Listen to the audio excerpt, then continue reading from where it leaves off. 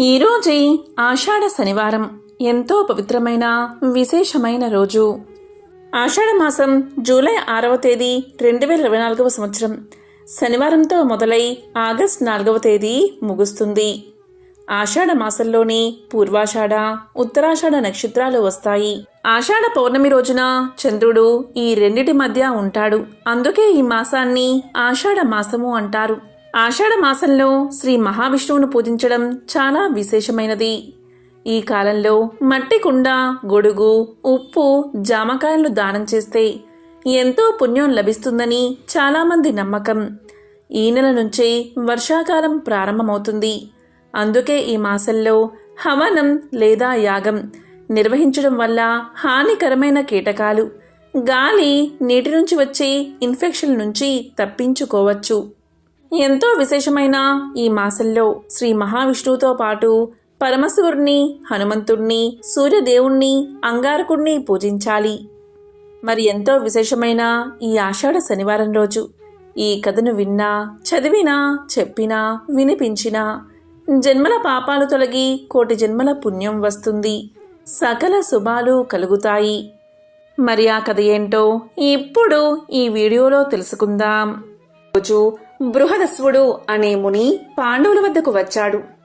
అప్పుడు పాండవుల్లో పెద్దవాడైన ధర్మరాజు ఆ మునికి అతిథి సత్కార్యాలు చేసి కౌరవుల వల్ల తాము పడుతున్న బాధలు అన్నీ వివరించి, మహాత్మా, రాజ్యాన్ని, నివాసాన్ని పోగొట్టుకున్న మాలాగా అడవిలో కష్టాలు పడుతున్నవారు ఎవరైనా ఉన్నారా? ఉంటే చెప్పండి అని అడిగాడు. అందుకు బృహదస్వుడు ఇలా పలికాడు. ధర్మరాజా, నీవు కష్టాలు పడుతూ అడవుల్లో ఉన్న నీ వెంట నీ అన్నదమ్ములు, నీ భార్య, నీ హితం కోరే విప్రులు నీ వెంట ఉన్నారు. పూర్వం నలుడు అనే మహారాజు నీవలే జూదంలో సర్వం కోల్పోయి పుష్కరునికి రాజ్యాన్ని అప్పగించి భార్యా సమేతుడై ఒంటరిగా అరణ్యాలకు వెళ్లాడు అని చెప్పాడు. అది విని ధర్మరాజు, మహాత్మా, నాకు నకులుని కదా, వివరించండి అని అడిగాడు. అప్పుడు బృహదస్వుడు ఇలా చెప్పడం ఆరంభించాడు. నిషిత దేశాన్ని వీరసేనుడి కుమారుడైన నలుడు పరిపాలిస్తున్న కాలమది.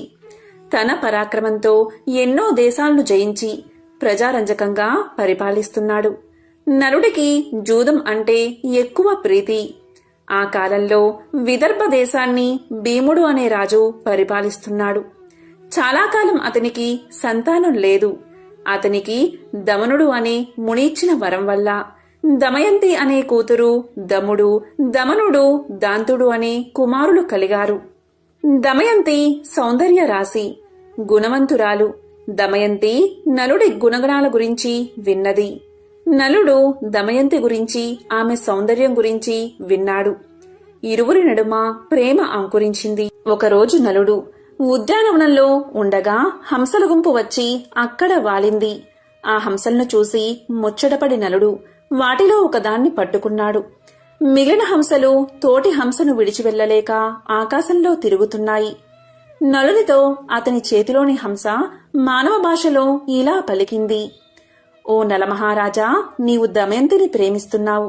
నేను దమయంతి వద్దకు వెళ్లి నీ గురించి, నీ అందచందాల గురించి, గుణగణాల గురించి చెప్పి నీ మీద అనురాగం కలిగేలా చేస్తాను అని పలికింది. ఆ హంస పలుకులు విని నలుడు ఆనందపడి దాన్ని విడిచిపెట్టాడు. ఇచ్చిన మాట ప్రకారం ఆ హంస విదర్భ దేశానికి ఎగిరిపోయింది. అంతఃపురం ముందు విహరిస్తున్న హంసను చూసి దమయంతి ముచ్చటపడింది.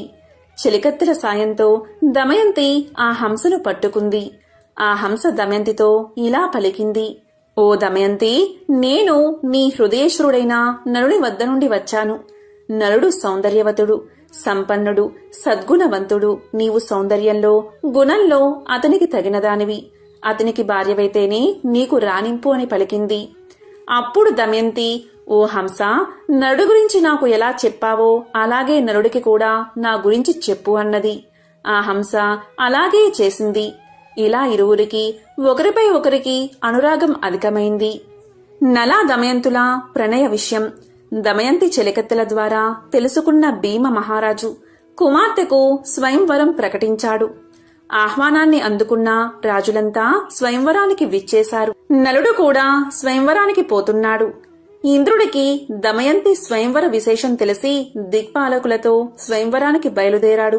మార్గమధ్యలో నలుణ్ణి చూసిన ఇంద్రుడు నలుడితో, నిషధరాజా, నీవు నాకు దూతగా పనిచెయ్యాలి అన్నాడు. అప్పుడు నలుడు, అలాగే చేస్తాను. ఇంతకీ మీరెవరు? నేను నీకేమి చెయ్యాలి అని అడిగాడు. అప్పుడు ఇంద్రుడు నలునితో, నేను ఇంద్రుణ్ణి. వీరు దిక్పాలకులు. నీవు పోయి దమయంతికి మా గురించి చెప్పి ఆమె మమ్మల్ని వరించేలా చెయ్యాలి అన్నాడు. అప్పుడు నలుడు ఇంద్రునితో, అయ్యా, నీకిది ధర్మమా?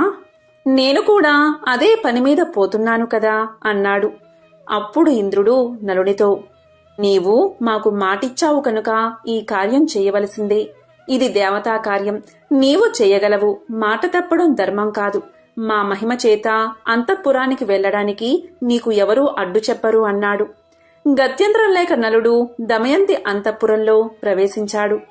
నలుడు దమయంతిని మొదటిసారిగా చూసి హంస చెప్పిన దానికంటే దమయంతి సౌందర్యవతి అనుకున్నాడు. దమయంతి, ఆమె చెలికత్తెలు నలుణ్ణి చూసి ఆశ్చర్యపోయారు. దమయంతి నలుణ్ణి చూసి, మహాత్మా, మీరు ఎవరు? ఎక్కడి నుండి వచ్చారు? ఈ అంతఃపురంలో ఎవరికీ కనబడకుండా ఎలా ప్రవేశించారు అని అడిగింది. అప్పుడు నలుడు దమయంతితో, నా పేరు నలుడు. నేను దేవదూతగా వచ్చాను. దిక్పాలకులు వారిలో ఒకరిని వరించమని నీకు చెప్పమని నన్ను పంపారు అన్నాడు. నలుడి మాటలకు ఆమె మనసు కష్టపడింది. అయ్యా, నేను మానవకాంతను. నమస్కారం చేయవలసిన దేవతలను వరించడం ధర్మమా? నాడు హంస చెప్పింది మొదలు నిన్నే నా భర్తగా తలుచుకుంటున్నాను. నా తండ్రి భీమరాజు మిమ్మల్ని ఇక్కడికి రప్పించడానికే స్వయంవరం ప్రకటించాడు. మీరే నా భర్త కనుక నన్ను స్వీకరించండి, లేకుంటే నా ప్రాణాలను తీసేసుకుంటాను. అంతేకాని ఇతరులను వరించను అని దమయంతి ప్రార్థించింది. అప్పుడు నలుడు దమయంతితో, దమయంతి, దేవతలు ఐశ్వర్యవంతులు, జరా మరణాలు లేనివారు. వారిని కాదని జరామరణాలకు ఆలవాలమైన నన్ను కోరడం న్యాయమా అని పలికాడు. ఆ మాటలు విని దమయంతి దుఃఖించింది. ఆమె నలుడితో, నేను ఒక ఉపాయం చెప్తాను. అందరి ముందు నేను దేవతలను ప్రార్థించి మిమ్మల్ని వివాహం చేసుకుంటాను. అప్పుడు మీకు దేవతల మాట వినలేదన్నా దోషం ఉండదు అని పలికింది. ఆ మాటలు నలుడు ఇంద్రుడికి చెప్పాడు. అది విని దిక్పాలకులు, దమయంతి మమ్మల్ని ఎలా వరించదో చూస్తాము అని అందరూ నలుడి రూపంలో స్వయంవరానికి విచ్చేశారు. స్వయంవర మండపంలో ఒకేసారి 5 నల్లు కనిపించారు. దమయంతి వరమాల పట్టుకుని వచ్చింది. మనసులో ధ్యానించి, దేవతలారా, నలుణ్ణి గుర్తుపట్టడంలో నాకు సహకరించండి. మీ నిజ రూపాలతో ప్రత్యక్షం అవ్వండి అని ప్రార్థించింది. వారు దమయంతిని కరుణించి తమ నిజ రూపాలతో ప్రత్యక్షం అయ్యారు. నలా దమయంతులకు వైభవోపేతంగా వివాహం జరిగింది. ఇంద్రాది దేవతలు అనేక వరాలిచ్చి అనుగ్రహించారు. ఇలా దేవతలు దమయంతి స్వయంవరం చూసి దేవలోకం వెళ్తూ ఉండగా దేవతలకు కలి పురుషుడు కనిపించాడు. ఇంద్రుడు కలిపురుషుని చూసి, ఎక్కడికి పోతున్నావు అని అడిగాడు. అప్పుడు కలిపురుషుడు, భూలోకంలో జరుగుతున్న దమయంతి స్వయంవరానికి పోతున్నాను అన్నాడు. ఆ మాటలకు వారు నవ్వి, దమయంతి స్వయంవరం జరిగింది, ఆమె నలుణ్ణి వివాహం చేసుకుంది అన్నారు. దీంతో కలికి కోపం వచ్చింది. నలుడిని రాజ్యభ్రష్టుణ్ణి చేసి వారిద్దరికీ వియోగం కల్పించాలి అనుకున్నాడు. నలుడు ధర్మాత్ముడు. కలి ప్రవేశానికి చాలా కాలానికి గాని అవకాశం రాలేదు. ఒకరోజు నలుడు మూత్ర విసర్జన చేసి పాద ప్రక్షాళన చేయకుండా సంధ్యావందనం చేశాడు. ఆ శౌచాన్ని ఆధారం చేసుకుని కలి అతనిలోకి ప్రవేశించాడు. నలుడి దాయాది అయిన పుష్కరుని వద్దకు వెళ్లి నలుడికి జూద వ్యసనం ఉందని అతనితో జోదమాడి అతని రాజ్యాన్ని గెలవచ్చని నమ్మబలికాడు కలి. బ్రాహ్మణ వేషంలో పుష్కరునితో నలుడి వద్దకు వెళ్లి జూదానికి ఆహ్వానించాడు. జూదానికి పిలిస్తే పోకపోవడం ధర్మం కాదని నలుడు జూదమాడ్డానికి అంగీకరించాడు. జూదం మొదలైంది. నలుడు తన రాజ్యాన్ని, సంపదలను వరుసగా పోగొట్టుకుంటున్నాడు. అయినా ఆడ్డం మానలేదు. సమస్తం పోయే వరకు ఆడాడు. దీంతో దమయంతి దుఃఖించి ఓడే కొద్దీ గెలవాలనే పంతం పెరుగుతుంది, ఏమీ చెయ్యలేము అని సరిపెట్టుకుంది. నలుడు ఓడిపోవడం తథ్యమని గ్రహించిన దమయంతి తన కుమార్తె ఇంద్రను, కుమారుడు ఇంద్రసేనను సారథిని తోడిచ్చి విదర్భలో ఉన్న తండ్రి వద్దకు పంపించేసింది. నలుడు తన రాజ్యాన్ని కోల్పోయి నగరం వెలుపులా 3 రోజులు ఉన్నాడు. జూదంలో సర్వం పోగొట్టుకున్న నలుణ్ణి చూడడానికి ఎవరూ రాలేదు. ఆకలికి తట్టుకోలేకపోయాడు. ఆకాశంలో ఎగురుతున్న పక్షులను పట్టడానికి తన పైవస్త్రాన్ని వాటి మీద విసిరాడు. ఆ పక్షులు ఆ వస్త్రంతో సహా ఎగిరిపోయాయి. దీంతో నలుడు సిగ్గుపడి తన భార్య కొంగును పైవస్త్రంగా కప్పుకున్నాడు. ఆ దుస్థితికి తట్టుకోలేని నలుడు, దమయంతి, ఇక్కడ 4 మార్గాలు ఉన్నాయి. ఇది నీ పుట్టిల్లు విదర్భ దేశానికి పోయేదారి. ఇది దక్షిణ దేశానికి పోయే మార్గం. ఇది కోసల దేశానికి పోయే మార్గం. ఇది ఉజ్జయిని దేశానికి పోయే మార్గం. వీటిలో మనకు అనుకూలమైన మార్గమేదో చెప్పు అన్నాడు. ఇంకా భార్యతో ఇలా పలికాడు. నీవు అడవులలో కష్టాలు పడలేవు. నీ తండ్రి ఇంటికి వెళ్లి సుఖంగా ఉండు అని చెప్పాడు. అప్పుడు దమయంతి ఇలా పలికింది. అవును నాదా, మనమిద్దరం విదర్భకు వెళ్లి సుఖంగా ఉందామని చెప్పింది. అప్పుడు నలుడు, దమయంతి, మహారాజుగా విదర్భలో తిరిగినవాడిని రాజ్యభ్రష్టుడిగా ఎలా రాగలను చెప్పు? అన్ని రోగాల కన్నా పెద్ద రోగం దుఃఖం. అందుకు భార్య పక్కన ఉండడమే పరమ ఔషధం. అందుకని నీవు పక్కన ఉంటే ఎన్ని కష్టాలనైనా సుఖాలుగానే ఉంటాయి అన్నాడు నలుడు. దానికి దమయంతి, నిజమే, అందుకనే నన్ను ఎప్పుడూ మీ వెంట ఉండడానికి అనుమతించండి అని పలికింది. అందుకు నలుడు అంగీకరించాడు.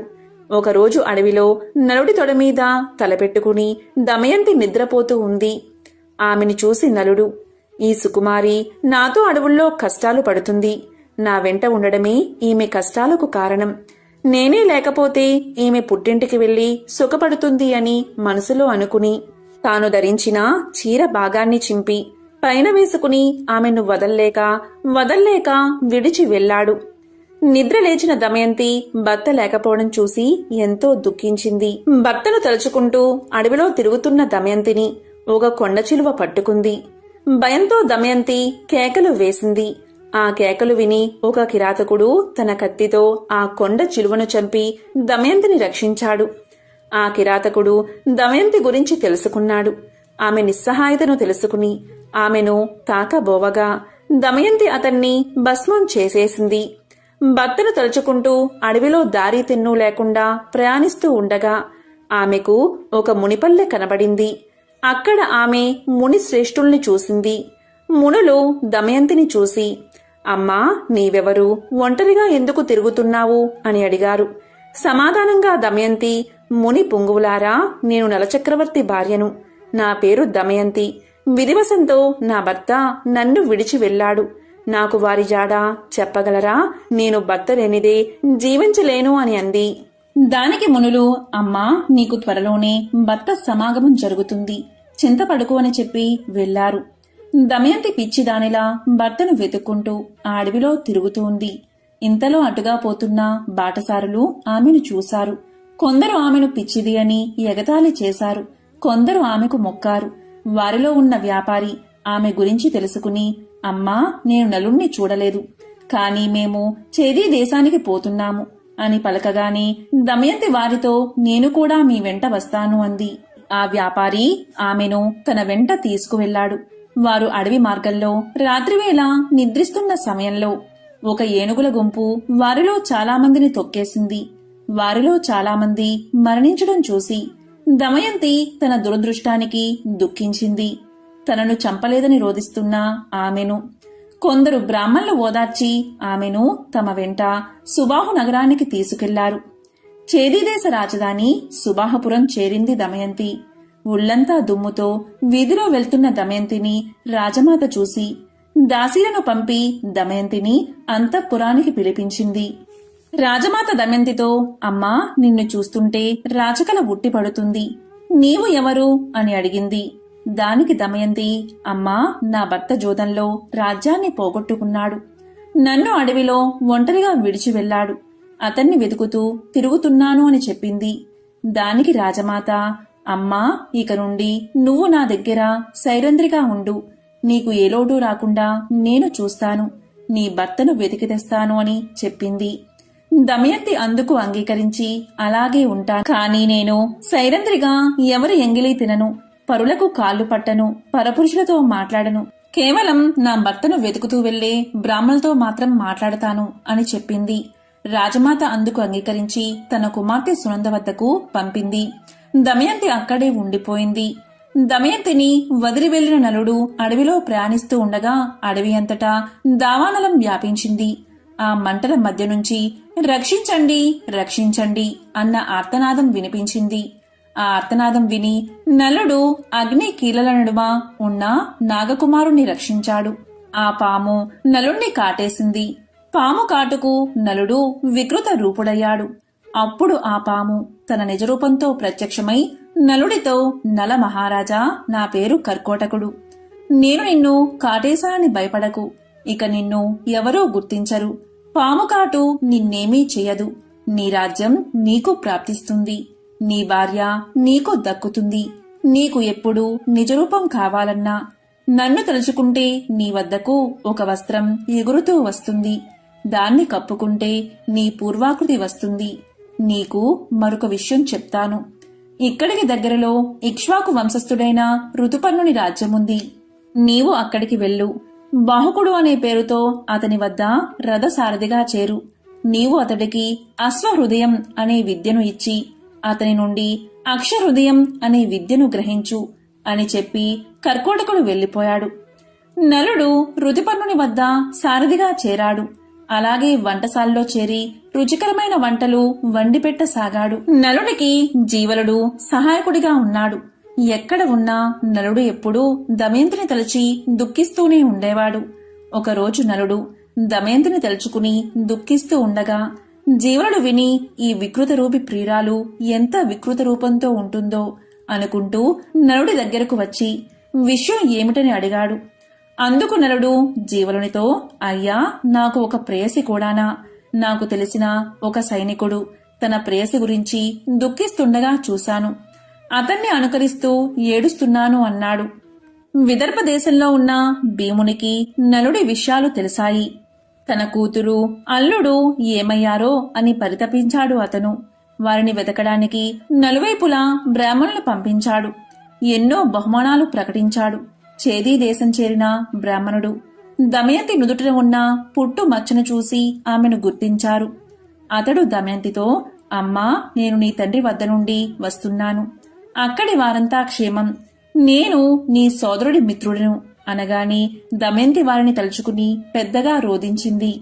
అది చూసిన రాజమాత ఆ బ్రాహ్మణుణ్ణి చూసి, బ్రాహ్మణోత్తమా, ఈమె ఎవరి భార్య, ఎవరి కూతురు, ఇలా ఉండడానికి కారణం ఏమిటి అని అడిగింది. దానికి అతడు, అమ్మా, ఈమె విదర్భరాజు కుమార్తె, నల చక్రవర్తి భార్య. ఈమె పేరు దమయంతి. నల మహారాజు విధివశాత్తు రాజ్యాన్ని పోగొట్టుకుని అడవుల పాలయ్యాడు. భీముని ఆజ్ఞపై ఈమెను వెతుకుతూ ఇక్కడకు వచ్చి ఈమెను గుర్తించాను అన్నాడు. అది విని దమయంతిని కౌగిలించుకున్న రాజమాత, దమయంతి, నీవు నాకు పుత్రికా సమానురాలివి. నేను నీ తల్లి దశానరాజు కుమార్తెలము. నీ తల్లి విదర్భరాజును వివాహం చేసుకుంది. నేను వీరబాహుణ్ణి వివాహం చేసుకున్నాను అని పలికింది. అందరూ ఎంతో సంతోషించారు. దమయంతి బ్రాహ్మణుడితో పుట్టింటికి ప్రయాణమయ్యింది. రాజసౌధంలో ఉన్న దమయంతి భర్త వియోగంతో బాధపడుతూనే ఉంది. ఆమె తన తండ్రితో, నా భర్తను తక్షణం వెతికించండి, ఆయన లేకుండా నేను బతకలేను అంది. భీముడు వెంటనే బ్రాహ్మణుల్ని పిలిచి నలుణ్ణి వెతకమని చెప్పారు. వారితో దమయంతి ఇలా చెప్పింది, నా భర్త ఇప్పుడు రాజ్య భ్రష్టుడు కనుక మారువేషంలో ఉంటాడు. మీరు వెళ్లిన రాజ్య సభలలో ఈ విధంగా ప్రకటించండి, నీవు సత్యసంధుడువు కాని నీ సతిని వంచావు. ఆమె సగం వస్త్రం ధరించి వెళ్లావు. అలా చేయడం ధర్మమా? నాపై కరుణ చూపు అని చెప్పండి.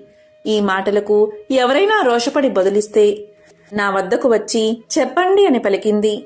అలా నలుణ్ణి వెతకడానికి వెళ్లిన వారంతా నలుని జాడ తెలుపకపోయినా వారిలో పర్ణాదుడు అనే విప్రుడు దమయంతితో, అమ్మా, నేను ఋతుపర్ణుని రాజ్యంలో నీవు చెప్పినట్లే చెప్పాను. అక్కడ ఒక కురూపి వంటవాడు, సారథి అయిన బాహుకుడు అనేవాడు నన్ను రహస్యంగా కలుసుకుని, అయ్యా, భర్త కష్టాల్లో ఉన్నా సహించి ఆదరించే భార్య ఇహలోకంలోనూ పరలోకంలోనూ సుఖపడుతుంది అన్నాడు.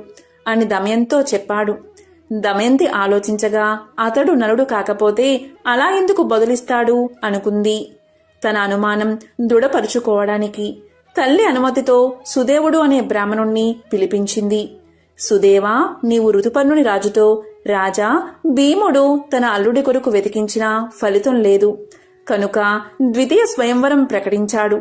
భూమండలంలోని రాజులంతా వస్తున్నారు. మరునాడే స్వయంవరం కనుక వెంటనే బయలుదేరు అని చెప్పు అని చెప్పి పంపించింది. సుదేవుడు ఋతుపర్ణునితో దమయంతి చెప్పమన్నట్లే చెప్పాడు. దమయంతి బ్రాహ్మణుని ద్వారా పంపిన సందేశం విని ఋతుపర్ణుడు స్వయంవరానికి వెళ్ళాలి అనుకున్నాడు. కాని ఒక్క రోజులో విదర్భను చేరడం ఎలా అనుకుని సారథి అయిన బాహుకుని పిలిచి, బాహుకా, దమయంతికి ద్వితీయ స్వయంవరం ప్రకటించారు. నాకు చూడాలని ఉంది. ఒక్క రోజులో మనం విదర్భకు వెళ్ళాలి. నీ అశ్వ సామర్థ్యం ప్రకటించు అన్నాడు. సరే అని చెప్పిన బాహుకుడు అంటే నలుడు మనసులో కలతకు గురై, నేను అడవిలో నిర్దాక్షిణ్యంగా వదిలి రాబట్టే కదా దమయంతి రెండవ స్వయంవరం ప్రకటించింది. అవివేకులైన పురుషులు తాము ఏమి చేసినా భార్య ప్రేమిస్తుందని అనుకుంటారు. కాని అది నిజం కాదు.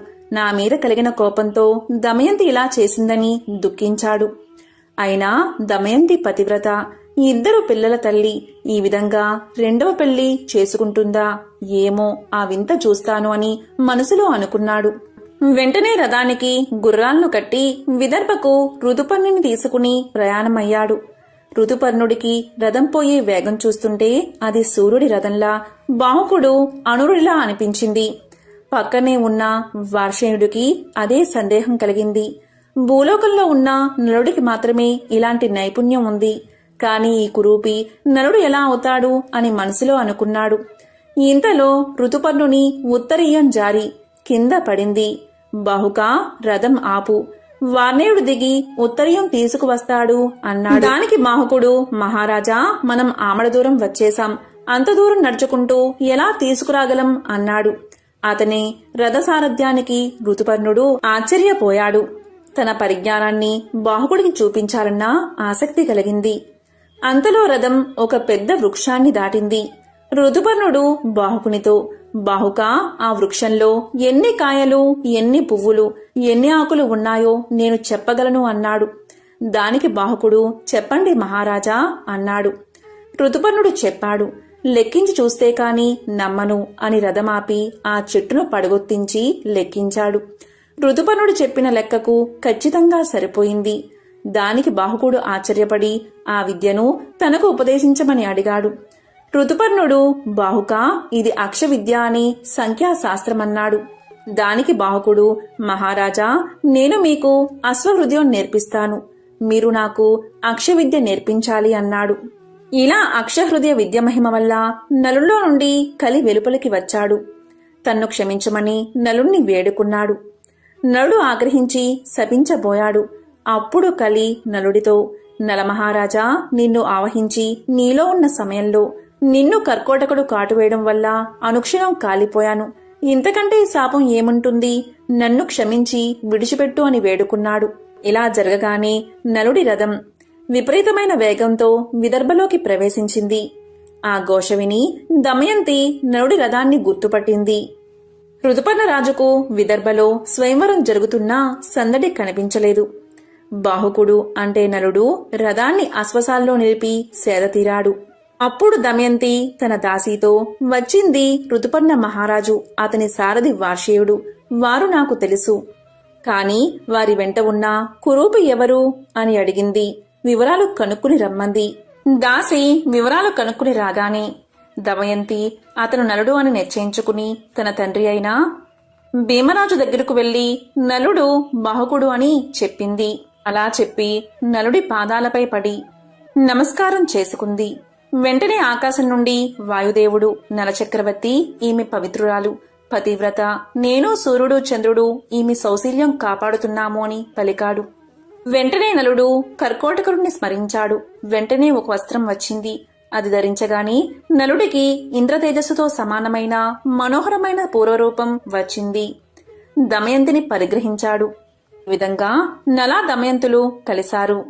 ఈ నలుడి కథ శ్రద్ధతో వినేవారు, సమావేశాల్లో చదివి వినిపించేవారు, కలి వల్ల సంభవించే దోషాల నుండి విముక్తిని పొందుతారు. సర్వ పుణ్యకార్యాలు చేసినప్పుడు లభించే పుణ్య ఫలితాలు నలోపాఖ్యానం విన్నవారికి, వినిపించిన వారికి కూడా లభిస్తాయి. అటువంటి వారికి బహుపుత్ర లాభం, పౌత్ర వృద్ధి, ఆయురారోగ్య, ధన సంపత్తులు కలుగుతాయి. విష ప్రయోగం నుంచి బాధలు, చెడు విషయాల్లోని లంపటత్వం వారిని అంటవు. వారు ధర్మాత్ములు కాగలరు. కర్కోటకస్య నాగస్య దమయంత్య నలస్య చ ఋతుపర్ణచ్చ రాజర్షి కీర్తనం కరినాశనం. పూర్వం భక్తులు తమ తమ ఇష్ట దైవాలను ఎంతగా తమ భక్తిని చాటుకున్నారంటే సాక్షాత్తు దేవుళ్లే స్వయంగా భువికి దిగివచ్చి తమ భక్తుల కోర్కెలను నెరవేర్చేవారు. అలా తన భక్తితో స్వామిని మెప్పించిన అపర భక్తుడే బావాజీ.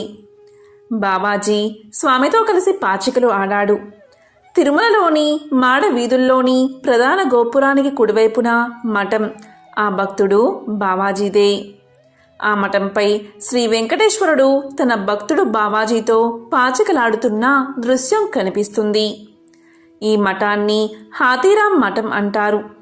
కొన్ని వందల ఏళ్ల క్రితం బావాజీ అనే భక్తుడు తీర్థయాత్రలు చేస్తూ ఉత్తరాది నుంచి తిరుమలకు చేరుకున్నాడు. అక్కడ శ్రీ వెంకటేశ్వరుడి దివ్య మంగళ విగ్రహాన్ని చూసిన ఆయన మనసు అక్కడే లగ్నమైపోయింది. తోటి యాత్రికులంతా వెళ్ళిపోయినా ఆయన తిరుమలలోనే ఉండి నిత్యము స్వామిని దర్శించుకునేవాడు. ఆలయంలో గంటల తరబడి బావాజీ నిలబడి ఉండడం అర్చకులకు కంటగింపుగా మారింది. అలాంటి వ్యక్తి నిరంతరం గుడిలో ఉండడాన్ని అనుమానాస్పదంగా భావించిన అర్చకులు ఆయన్ని బయటకు గెంటేసేవారు. ఇకపై ఆలయంలోకి రాకూడదంటూ కట్టడి చేశారు. దీంతో తీవ్ర మనస్తాపానికి గురైన బావాజీ శ్రీనివాసుడి దర్శన భాగ్యం కోసం చిన్న పిల్లవాడిలా విలపించాడు. రాత్రింబవళ్ళు కన్నీరు మున్నీరయ్యాడు. అప్పుడు అతన్ని ఓదార్చేందుకు సాక్షాత్తు శ్రీనివాసుడే దిగిరాక తప్పలేదు. స్వామి బావాజీతో ఇలా పలికాడు: నిన్ను నా సన్నిధికి రానివ్వకపోతే ఏమవుతుంది? నేను రోజు నీతో సమయం గడిపేందుకు వస్తూ ఉంటాను అని అభయాన్ని ఇచ్చాడు స్వామి. అలా నిత్యం రాత్రిపూట పవలింపు సేవ ముగిసిన తర్వాత ఆలయం ఎదురుగా ఉన్న బావాజీ మఠానికి చేరుకునేవాడు శ్రీనివాసుడు. అక్కడ వారిద్దరూ పొద్దు పొడిచే వరకు కబుర్లతో కాలాన్ని గడిపేవారు. కొన్నిసార్లు కాలక్షేపం కోసం పాచికలు ఆడుకునేవారు. అలా సరదాగా గడుపుతున్న తరుణంలో ఒక పరిణామం చోటు చేసుకుంది. అదేంటి అంటే, అలా ఒకసారి బావాజీతో స్వామివారు పాచికలాడుతూ కాలాన్ని గమనించలేదు. సుప్రమాతవేళ సమీపించింది. జగన్నాథునికి మేలుకొలుపు పాడేందుకు అర్చకులు ఆలయాన్ని సమీపించసాగారు. ఆ చప్పుళ్లను విన్న వెంకటేశ్వరుడు వెంటనే లేచి అక్కడ్నుంచి ఆలయం లోపలికి వెళ్ళిపోయాడు. ఆ హడావుడిలో ఆయన కంఠాభరణం ఒకటి మర్చిపోవడంతో అది బావాజీ మఠంలోనే ఉండిపోయింది.